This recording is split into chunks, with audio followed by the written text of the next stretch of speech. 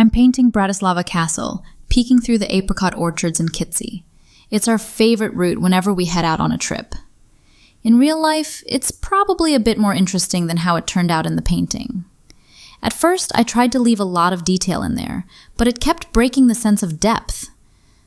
So halfway through, I started lifting the color back out with a sponge. You'll see in a moment in the video.